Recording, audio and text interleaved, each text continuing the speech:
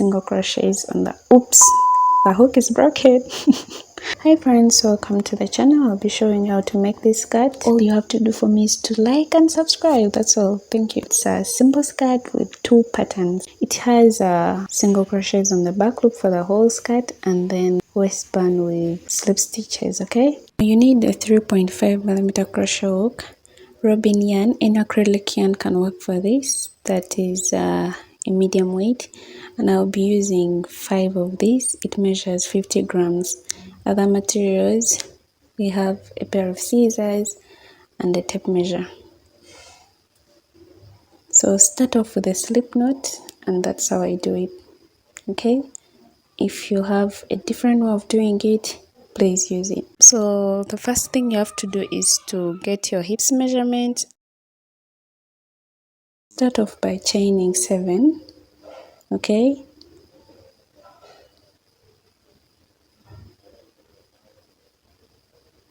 and then come back to the first chain you made and grab that loop.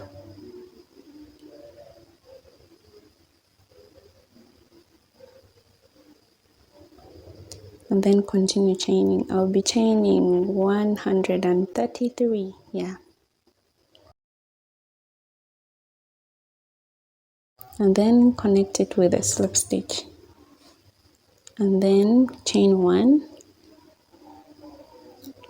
And you go into the first stitch and make a single crochet. Okay.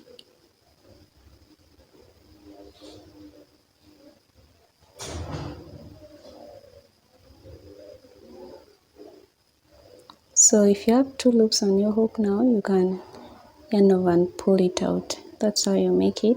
So go to the next stitch and make another single crochet. So all other stitches will receive single crochets until the end of the row.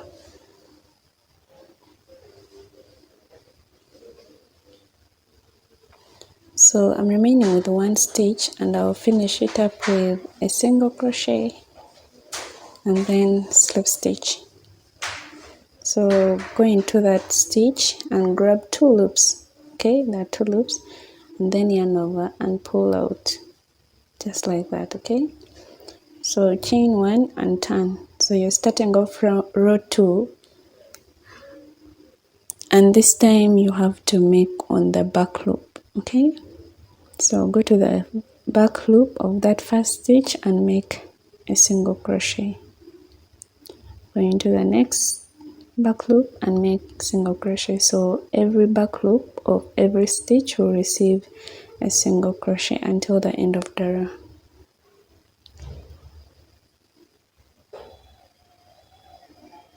Now when you reach the end here, you have to leave that last back loop of that stitch, okay, and then slip stitch to prevent your skirt from being wide. Okay, and then you slip stitch and chain 1 and turn.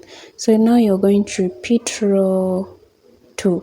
It will just be a repeat of row 2. Make enough rows that will fit you, okay, will be good for your length, for your height. And I'll be making 76 rows.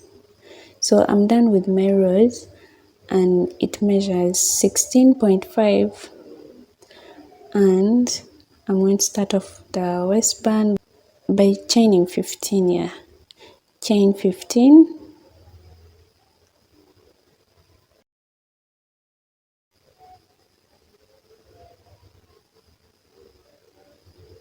now when you measure this, it's about 4 inch long.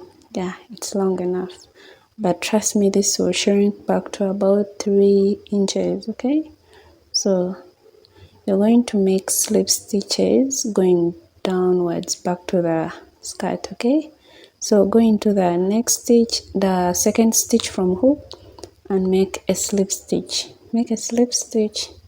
Okay, so that's how you do it. Go into the next stitch and make a slip stitch. So every stitch will receive a slip stitch until the end of the chain. Okay,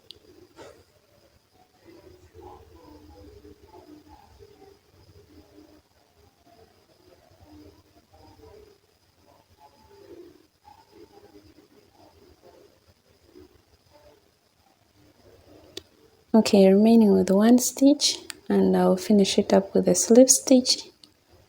Okay, and then you're going to go to the next stitch there. You're skipping that other stitch that the chain came from. Okay, then go to the next stitch and make a slip stitch, and then make another slip stitch in the next stitch, and then you turn your work.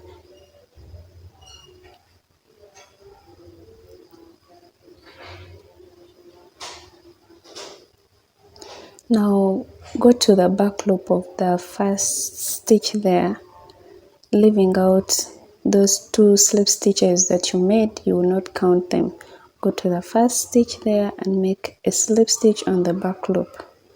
Okay, in the next stitch you make a slip stitch on its back loop. Okay, so do that until the end of the row.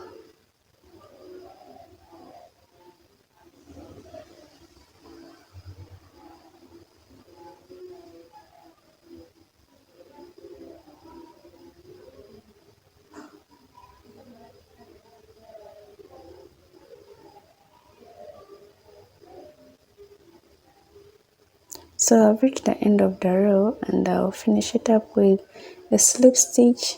Okay, and then chain 1. Okay, you're going to chain 1 and then turn your work.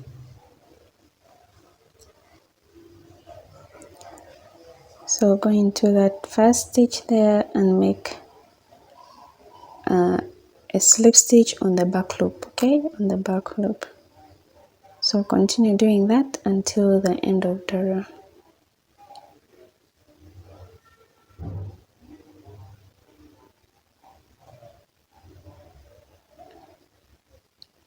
So we are coming to the end of row 3, and you're going to skip that first stitch that the row started from, and then go to the next stitch and make a slip stitch. Okay, and then go to the next stitch and make another slip stitch, and then turn your work.